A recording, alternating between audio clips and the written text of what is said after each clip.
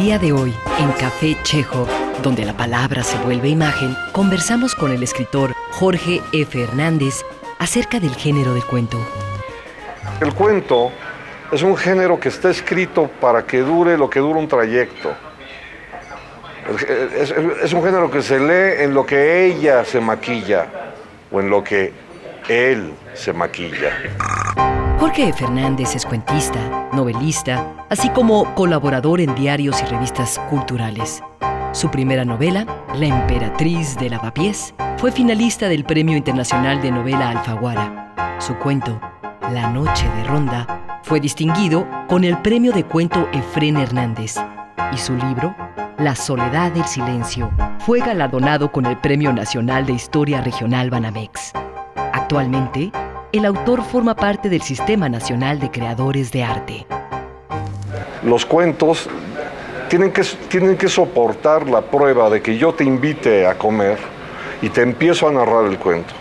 Y si tú te vas a entretener en preguntar si la ensalada trae aceite balsámico y si las cerezas son de a de veras o las traen de Hong Kong de plástico, pues entonces ya no importa mi cuento.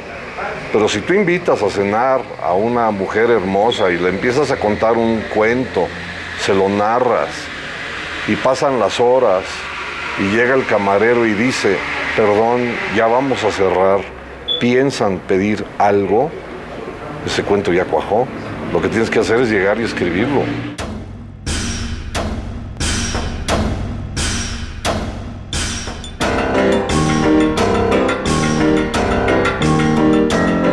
¿Fueron tus inicios como lector dentro del género del cuento? En realidad yo vengo de una familia guanajuatense en donde el cuento es sinónimo de chiste y de chisme. En mi familia se dice, ¿qué cuentas? Para ver si hay algún chisme. Y también dicen, ¿por qué no cuentas el cuento de la farmacia en lugar de decir el chiste del de la farmacia? Que supongo que ya te lo sabes. El caso es que yo me identifico mucho con Ibargüengoitia, pero bueno, también con Adolfo Bioy Casares. Ahora, mi infancia fue en otro idioma y entonces los cuentistas que a mí me forjaron escriben en inglés. Y entonces también puedo decir que, bueno, sin pretensión, pero yo intenté escribir o querer escribir como escribía Dickens o como escribía Mark Twain. Y luego ya más grandecito, pues me gustaban mucho otro tipo de cuentos, en donde también parece ser que está entrelazado el cuento con el chiste.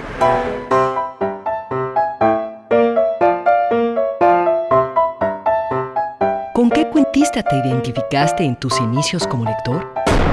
Hay personas que lo saben y supongo que esto queda entre nos y no se va a enterar nadie, pero Adolfo Bioy Casares es de los más grandes cuentistas que yo he leído y lo admiro profundamente. Como él era un galán, un hombre muy guapo que parecía que traía una luz abajo de la piel e irradiaba como neón su galanura, la galantería con la que se le quedaba viendo a las mujeres, pues yo creo que por eso y también porque era el mejor amigo de Borges.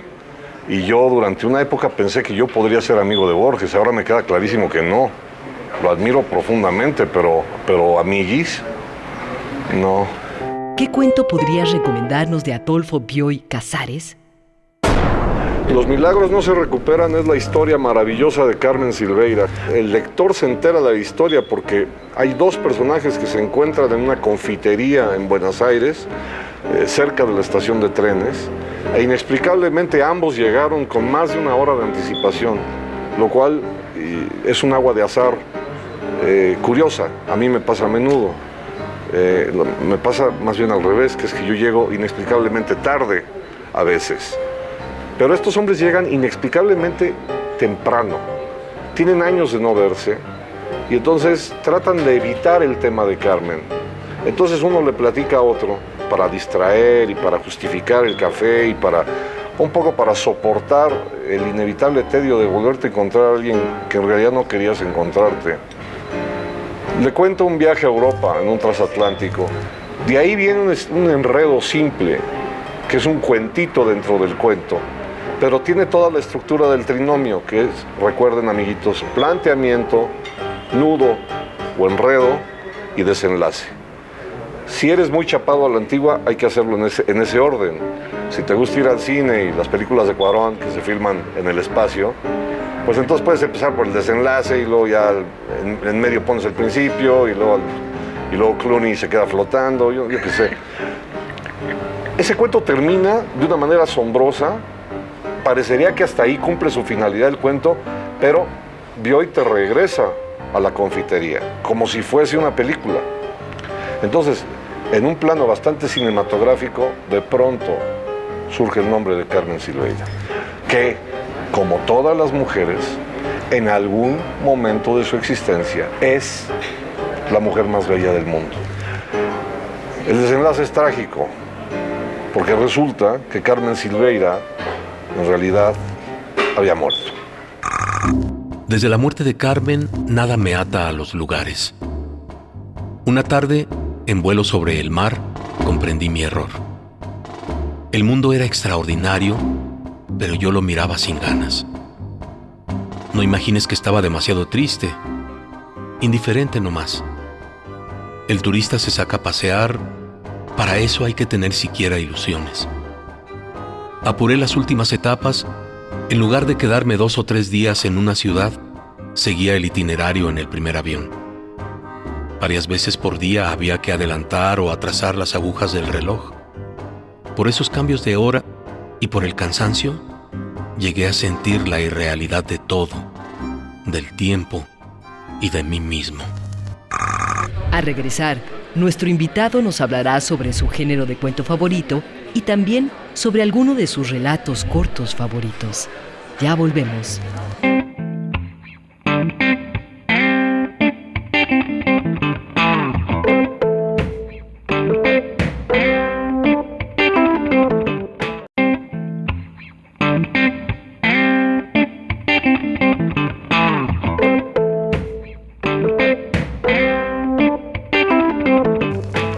Para mí, escribir literatura es como torear. Siempre hay quienes escribiendo se quedan pegados a las tablas y solo hacen suertes para los villamelones. Pero hay otros que, arriesgando la vida y dejando todo su arte, torean en el centro del ruedo. Jorge F. Hernández. Café Chekhov continúa conversando con el escritor Jorge F. Hernández acerca del género del cuento. Yo me jacto de ser un viajero profesional. Los viajeros profesionales somos los que evadimos esta realidad y asumimos todos los días como un viaje, ya sea de veras, con un boleto, o con un libro, o pluma en ristre, escribiendo.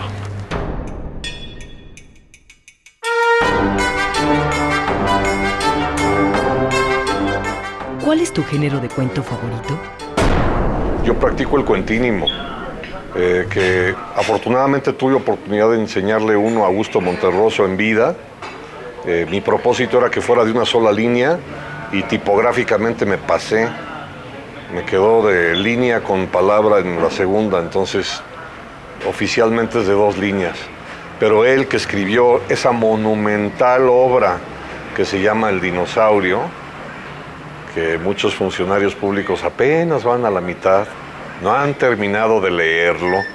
Bueno, pues a mí me contagió las ganas de escribir cuentínimos. La palabra cuentínimo también es un homenaje a Efraín Huerta, que es el creador, el descubridor del poemínimo, que son no haikus, ni aforismos, ni greguerías, sino poemas chispa. ¿Qué importancia tiene el humor dentro del género del cuento? El mejor humor es el que te hace pensar, como el de Chesterton, como el de Jorge Ibargüengoitia. Lamentablemente vivimos en un país en donde el humor se ha confundido con la imbecilidad, y precisamente en abono de que no pensemos, sino de que estemos en la somnolencia absoluta. Con Ibargüengoitia pasa lo mismo. La gente que cree que es de pastelazo y de chistorete y de albur y de juego de palabras, de cómico de quinta, como lo que nos bombardea en la televisión, está en un error. Ibargüengoitia lo que hace es que es capaz, con el buen humor de hacerte reír, de denunciar a un político.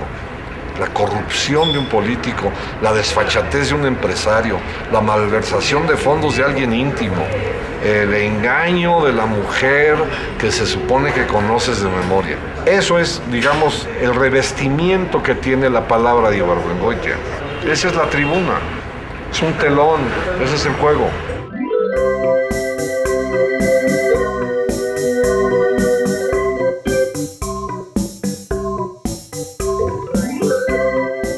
¿Qué cuento podrías recomendarnos de Jorge Ibargüengoitia? En el caso de Ibargüengoitia yo recomiendo, por ejemplo, de los cuentos de la Ley de Herodes, el que da título al libro que se llama La Ley de Herodes. Yo creo que no ha envejecido ni un ápice, como todo el libro en general. Quizá me falta mencionar a los dos grandes pilares de la literatura mexicana del siglo XX. Bueno, tres, ya mencioné a Rulfo. Cualquiera de los de Llano en Llamas también es como el pasaporte para quien quiera leer cuento y atreverse a escribirlo y oír la voz con lo que se debe narrar. Pero faltaba mencionar, en el caso de Carlos Fuentes, Chacmol. Es un cuento que ayuda a abrir la imaginación como si fuera una ventana. Curiosamente, voy a recomendar a Octavio Paz, pero no como el inmenso poeta que fue o que es, o el fundamental ensayista, sino como el autor de un cuento perfecto que se llama Mi vida con la ola. Y ese es diversión para todas las edades.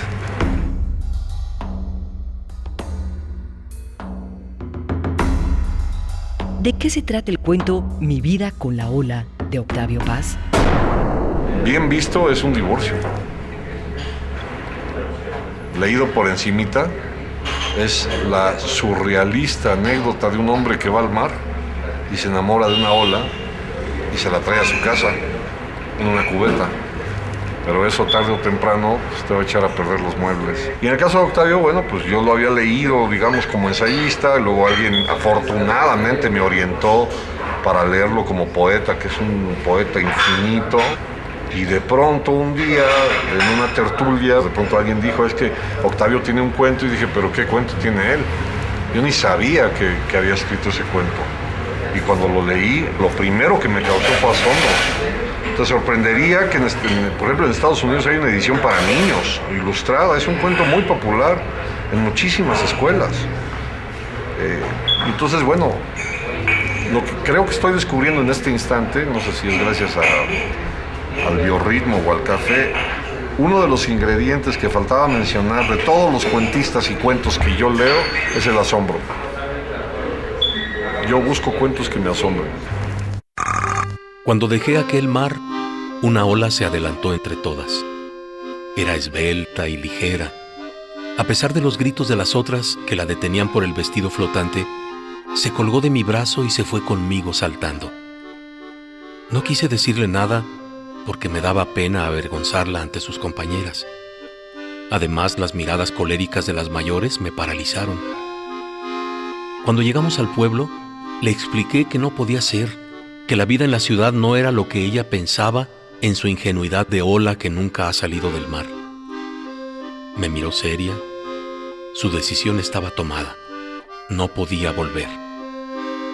Intenté dulzura, dureza, ironía. Ella lloró, gritó, acarició, amenazó. Tuve que pedirle perdón. Al volver, nuestro invitado nos hablará sobre su autor contemporáneo favorito y también sobre alguno de sus relatos cortos predilectos. Ya regresamos.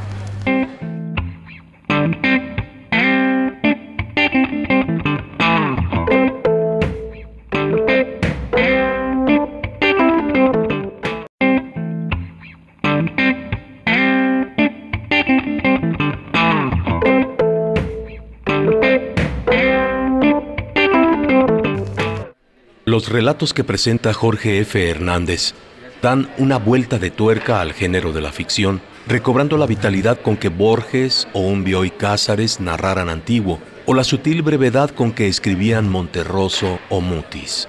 Extracto de la novela El álgebra del misterio de Jorge F. Hernández. Café Chekhov conversa con el escritor Jorge F. Hernández acerca del acto de leer.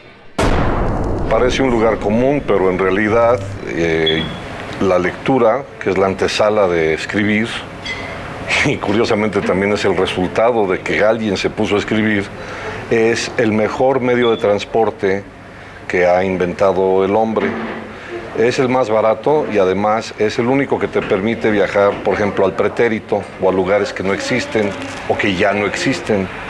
En mi caso, pues yo creo que yo desde niño necesitaba un plan de evasión y a través de los libros lo encontré todos los días hasta la fecha. Entonces, yo creo que la respuesta es que es el mejor medio de transporte que ha inventado el hombre.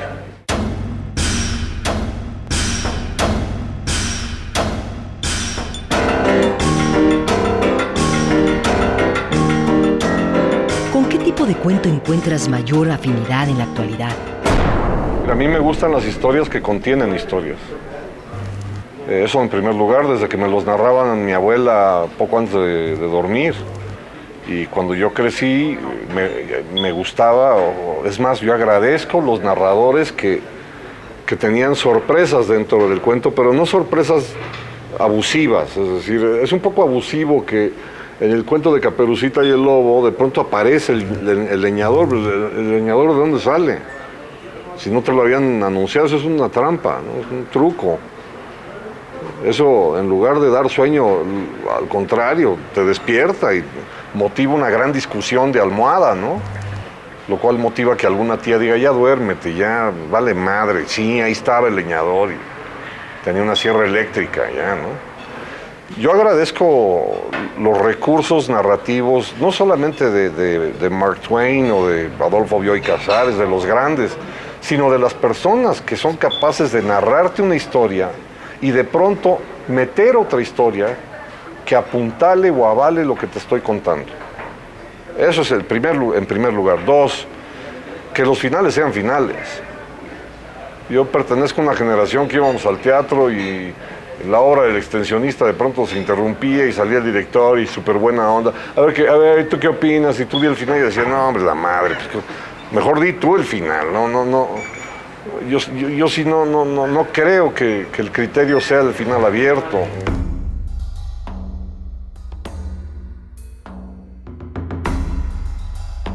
¿Qué otros cuentistas mexicanos podrías recomendarnos? La recomendación que voy a hacer es 1 en 20 o 20 en 1.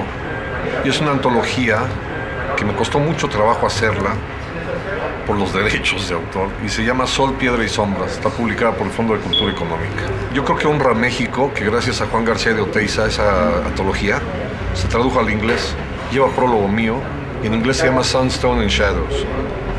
Lleva miles de ejemplares vendidos en Estados Unidos. Claro, se venden más libros allá que acá. Pero es conmovedor cómo los paisanos del otro lado abrevan del cuento más que de la novela para no olvidar jamás de dónde vienen, de dónde venimos. Y los 20 cuentos que están contenidos ahí son lo más granado del cuento mexicano del siglo XX. Yo quisiera recomendar cualquiera de ellos. Está La Cena de Alfonso Reyes, por ejemplo. Hay un episodio cinematográfico de Jorge Ibargüengoitia. Está José Emilio Pacheco como cuentista. Está Pitol como cuentista. Está Rulfo Paz y Fuentes. México es un país de grandes cuentistas. Sol, Piedra y Sombras lo confirma. ¿Qué cuento podrías recomendarnos del libro Sol, Piedra y Sombra? Quizá por ser hoy un día como hoy, voy a decir Salvador Elizondo, porque el cuento de él, que se llama La historia según Pao Chen, me tocó traducirlo al inglés, entonces la edición norteamericana está de alguna manera ligado a que yo traté de decir en inglés lo que Elizondo dijo en Sueños, que es un cuento perfecto. La historia según Pao Chen es una fábula en realidad, maravillosa.